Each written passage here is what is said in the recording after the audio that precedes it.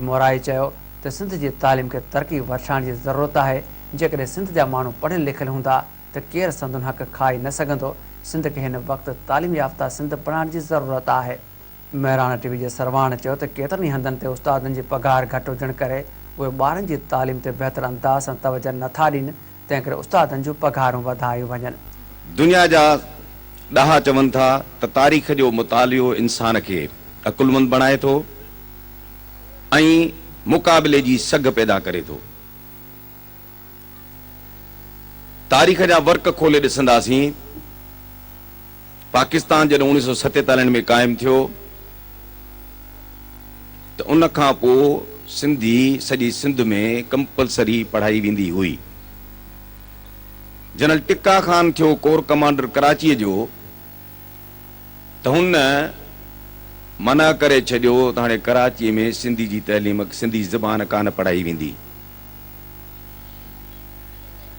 वरी ॿियो अचे थो ज़मानो जनरल ज़ियाउल हक़ जो। जॾहिं जनरल ज़ियाउल हक़ थो मार्शल लॉ लॻाए त हुन पहिरियों भेरो इहो रिवाजु क़ाइमु कयो त उस्तादनि जूं भर्तियूं मेरिट जे बजाए कोटा ते थी वयूं। हितां जे मुस्लिम लीग तंहिं ज़माने में लीडरशिप इहो ॿुधायसि त भुट्टे साहब खे जेकॾहिं मिसारणो आहे, मेसारणो आहे या भुट्टे साहब जो नालो हितां पूरो करणो आहे सिंध में, त असां माण्हुनि खे ईअं बिना मेरिट जे नौकिरी ॾींदासीं, माण्हू असां ॾे उथलजी पवंदा। उन खां पोइ ऐं अॼु ॾींहुं आहे कंहिं बि हुकूमत हिन मामले ते जेको बुनियाद आहे कंहिं बि शइ जो कंहिं बि ध्यानु कोन ॾिनो आहे। मथे बिल्डिंग केतिरी बि सुहिणी हुजे, सुठी हुजे, पर जेकॾहिं बुनियाद मज़बूत कोन्हेसि त उहा बिल्डिंग घणो वक़्तु जटरादार कान थी सघंदी ऐं केॾी महिल बि किरी सघे थी। सिंध जी तालीम त छा, पर कंहिं बि क़ौम जी तालीम मज़बूत आहे, प्राइमरी सेकेंडरी हायर सेकेंडरी तालीम मज़बूत आहे त उन क़ौम खे तरक़ी वारी क़ौम, तरक़ी पज़ीर चइबो, तरक़ी ॾांहुं वधंदड़ क़ौम चइबो। तंहिंजे करे अमेरिका तरक़ी याफ़्ता इन जे करे आहे, जापान इन जे करे आहे, इंग्लैंड इन जे करे आहे जो उते पढ़ियल लिखियलनि जो जेको तादाद आहे सो तक़रीबन 100% आहे। हर शहरी पंहिंजे स्टेट जे रियासत जे अमल दख़ल में शामिल आहे। बदकिस्मतीअ सां सिंध में जेको तइलीम सां साज़िश करे सिंध जे माण्हू खे पोइ ते रखियो वियो आहे, उन ते गौर वीचार करण जे लाइ जेको कमु दरअसल हुकूमतुनि जो आहे, मुख़्तलिफ़ हुकूमतूं जेके बि आयूं आहिनि, पर कंहिं बि न ध्यानु न ॾिनो आहे। असांजो इहो प्रपोज़ल आहे त महिरबानी करे हुकूमत इन ते रोडनि जे लाइ पैसा न ॾिए, बिल्डिंग जे लाइ पैसा न ॾिए, पर तइलीम लाइ पैसा ॾिए। छो त दुनिया में जिते बि ॾिठो थो वञे उते GDP जो 4% घटि में घटि फंड मिलंदा। हिंदुस्तान 4% थो हुजे, असां वटि 1 या 1.5% थो अचे। पोइ उस्तादनि जूं पघारूं, फर्नीचर, वॉशरूम्स किथां ईंदा? ॿियो वीज़ा जो सिस्टम आहे।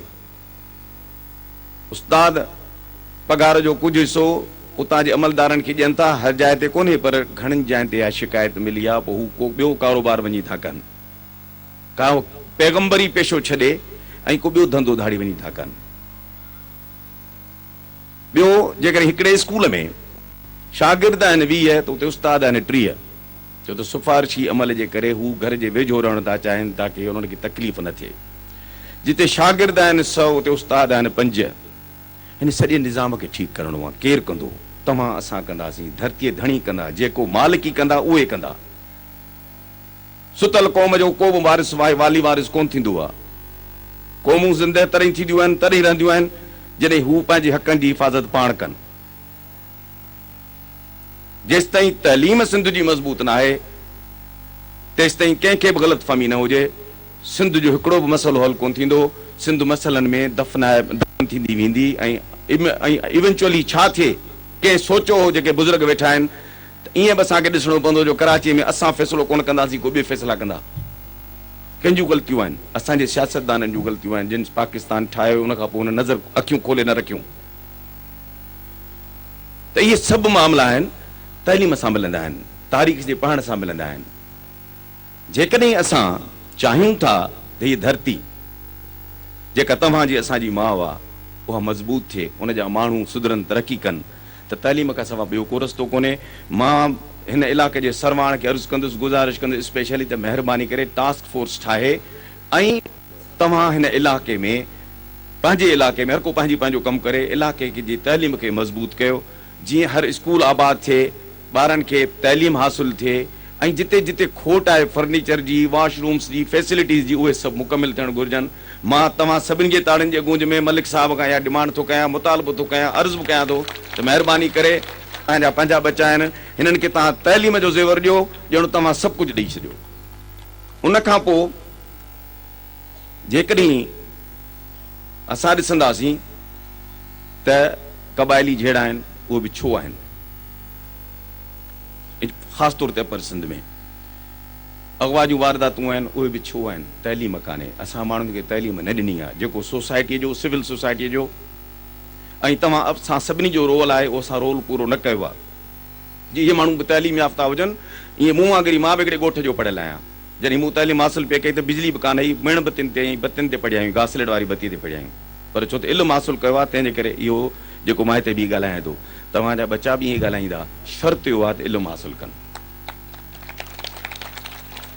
इन में हिननि बच्चनि जो ॾोह न आहे, इन में तव्हां वॾनि जो ॾोह आहे, जेकॾहिं माउरुनि जो ॾोह आहे, उहे त बच्चा जेके आहिनि से स्कूलनि में वञनि, तइलीम हासिलु कनि, जेको वाहिद हल आहे हिन धरतीअ जो। जेकॾहिं असां तइलीम हासिलु न कई, सिंधी क़ौमी ॿोली थी वई कहिड़े कम जी, सिंधी ॿोली असां पाण जहिड़ो हथनि मां कढियो वेठा आहियूं, प्राइवेट स्कूल कोन था पढ़ाइनि, सरकारी स्कूलनि में उस्ताद कोन्हनि खे, त केरु पोइ जेकॾहिं हिन क़ौमी ॿोली न थिए, हिकिड़ो दफ़ो न 10 दफ़ा थिए, उन क़ौमी ॿोली जी हैसियत कहिड़ी हूंदी जो उहे माण्हू खे लिखण पढ़ण वारा कोन्हनि खे। साईं जो हिकिड़ो शेर आहे हिते मथां लिखियलु, किताबनि सां आ दिलि मुंहिंजी, कुतुब खानो वतन मोजो, किताबनि में दफ़न थींदुसि, वर्क थींदा कफ़न मोजो। इहा दुआ त थी सघे थी पर हक़ीक़त कान्हे। घणियूं लाइब्रेरीज़ आहिनि सिंध में, पाकिस्तान में रेशो आहे 0.1%, 0.1 बुक पर कैपिटा, जापान जो आहे 58 किताब हिकिड़े माण्हू जे लाइ, किताब इल्मु ॾींदा आहिनि, जंहिंजी किताबनि सां दोस्ती आहे उहो ई आलिम सॾिबो आहे।